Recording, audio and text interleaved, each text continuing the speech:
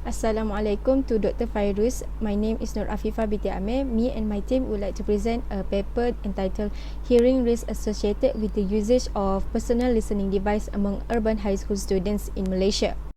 For introduction, two topics I would like to present, which is background of the paper and why we choose or interested with this paper.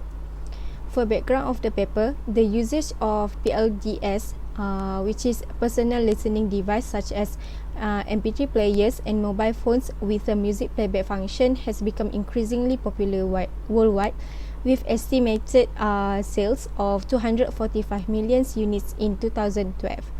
The popularity of PLD usage globally has also found its ways to Malaysia. So why we choose or interested with this paper is because to investigate the listening habits and hearing associated with the use of PLDs, personal listening device among urban high school students in Malaysia. With the increasing popularity of PLD among teenagers, there is a growing concern regarding the risk of hearing damage by improper use of this device. Subject for this method are 177 personal listening device users aged 13 to 16 years were recruited from 3 schools selected at random from a list of high school located within 20 km of the Oxford University. For estimation of listening level for self-reported volume, subjects were asked to mark their usual listening volume on 5.5 cm horizontal line that corresponded to 0 to 100 of the volume setting on their device, and the value were reported as a percentage from the maximum volume setting. The iPod sound output was measured with an artificial ear connected to a sound level meter. To calculate of hearing risk, to determine hearing risk, subject measure listening level were compared with internationally recommended occupational noise exposure safety limit for the prevention of an IHL. The measurement of hearing threshold, all subjects underwent otoscopic examination and tympanometry to establish normal external and middle ear function. Subjects also underwent pure tone audiometry to ascertain their hearing threshold at standard frequency 0.5 to 8 kHz and extended high frequency 9.16 kHz. For statistical method, data were analyzed using statistical package for social science version 70.0. For the result, the most commonly used PLDs were mobile phone, followed by MP3 players, laptop, and CD players. The average duration of PLD usage for all subjects was 2.49 to 1.48 years. For the total number of subjects, 17.5% were exposed to sound level of more than 75 decibel, which carries a risk of NIHL. 4.5% of subjects were exposed to sound level of more than 85 decibel, which is considered high risk, requiring mandatory hearing protection.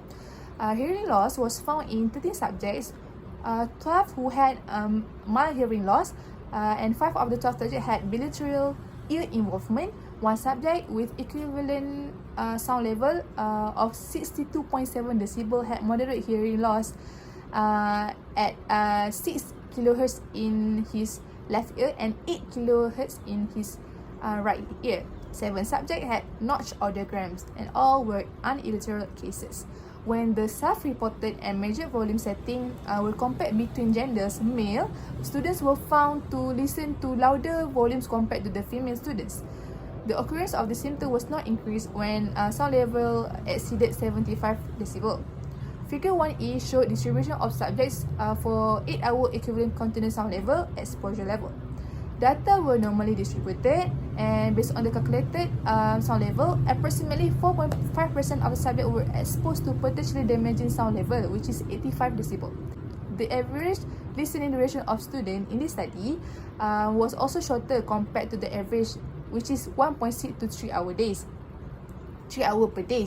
At all 3 schools included in the present study, students were not allowed to use PLDs during school hours.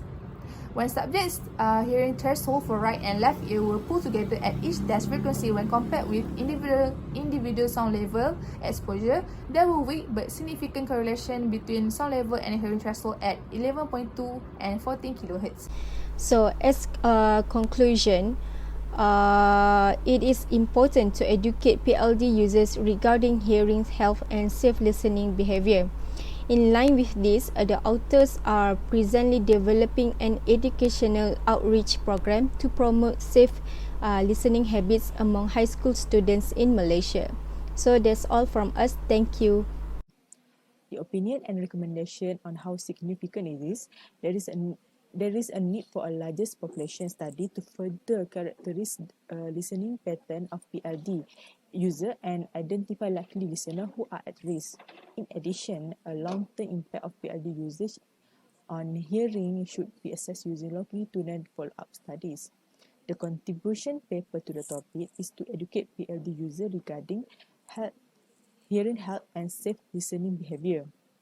In line with this, the author are presently developing an educational outreach program to promote safe listening habit among high school students in Malaysia. This finding is critically as it has been suggested that the threshold deterioration at a standard high frequency is an early indicator of an IHL.